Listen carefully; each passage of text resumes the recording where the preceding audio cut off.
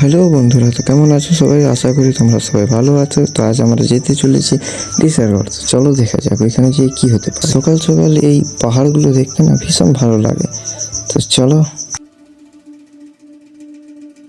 কিছুক্ষণ আগে গিয়ে দেখলাম কয়েকজন দাদা মিলে এখানে চাঁদা কাটছিল।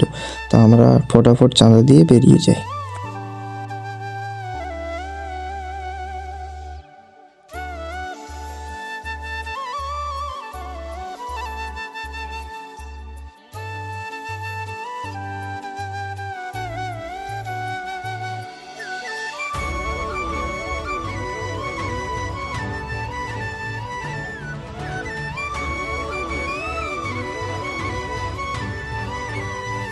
তো গাইস, দাদারা এখানে বললো চলো চা খাই। আর তোমরা তো জানো সকাল সকাল চা খাওয়ার মজাটাই আলাদা।